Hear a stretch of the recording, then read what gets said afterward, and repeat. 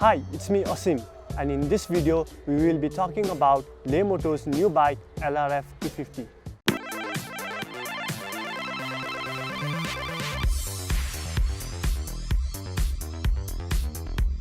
Lemoto is relatively a new brand in Nepal. I wouldn't be surprised if you haven't heard anything about it at all. So before jumping in to the review of LRF 250, let me first introduce you to the company and its present state in Nepal.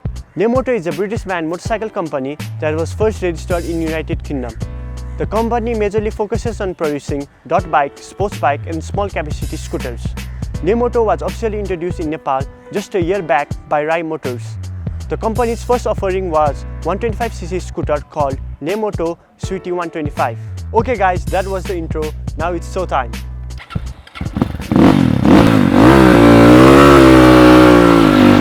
As it is with most of the dirt bikes, LRF 250 also comes in two different variants. The dirt, also called Enduro, and the next Motard. LRF 250 has its own tweaks to make it stand apart. The vintage chrome finish mirror on the handlebar gives this bike a stylish look. Tricolor combination of red, blue and white gives this bike a perfect eye-catching look. Red seat, black wheels and the Lemoto branding on the tank front and rear side with color matching clutch, accelerator and connecting pipe add more flavor to the design of this bike. There is no doubt that this bike is surely a head turner. Well, what about the lights? Every single one of the lights is an LED. Despite being LED, the side light is not visible on a broad daylight. However, the AOH headlight is powerful and gives you a better visibility during night time. The seat height of this bike is 950 mm tall. However, it can be adjusted as per the rider's preference. And the ground clearance of this bike is 12.6 inches, which is more than enough for any roads in Nepal. The LRF 250 comes with dual stainless steel exhausts which sound astonishingly good. The loudness and the sharpness of this bike rides your adrenaline up to a point where you want to rev the throttle even more. The thing about the stainless steel exhaust is that you can notice the change in the color of the pipe from chrome to bluish after certain uses over a period of time.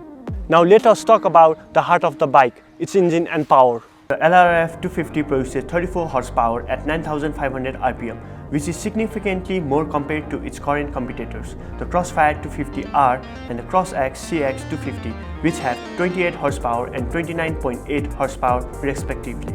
The LRF 250 produces 23 Nm torque at 7,000 rpm with its single-cylinder 4-stroke engine with balance shaft and has OHC 4-valve timing system. This bike comes with the largest fuel tank in its class, measuring at 8 liters.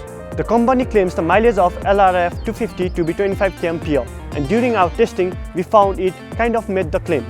I found the mileage of this bike to be 18 kmpl in off-road and 22 kmpl in highway. The top speed on the paper of LRF 250 is 140 km per hour, which can be made pretty easily in the Motard, but might turn out to be a little difficult to achieve in the Enduro. After a long hard ride, the engine heats up a lot due to its high compression ratio of 11.6:1, but thanks to its strong liquid cooling system, the bike cools pretty fast as well.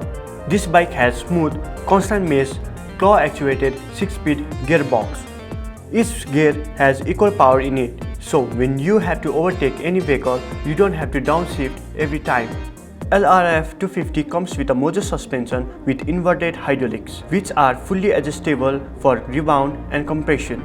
This makes it easier for the rider to tune the bike as per their desire. The rebound on this bike is minimum and absorbs all the bumps. As you can see that this bike is made up of aluminum and plastic. It is pretty lightweight, weighing 112 kg dry. The braking in this bike is okayish. Both the front and rear have 240 mm disc brake. Due to a small disc size of only 240 mm, the braking on the front is not very good. However, the braking on the rear is decent enough. The braking would have been a lot better if the disc size of the front were to be a little bit bigger. The company offers you an option to choose between Pirelli, Dunlop and V-rubber tires, which of course comes with a price variation. In our testing period, the Enduro had V-rubber tire, which gave us good grip on the off-road, and Dunlop in Motard, which gave us good grip on road. Something that I like about this bike is the grab bar. This grab bar is mounted to the fender, and it helps the rider to move and lift the bike with comfort and ease. Additionally, you can also use it to carry your extra luggage while going on a long trip. Lemoto LRF 250 has its downsides too. The grip on the throttle is not up to the mark.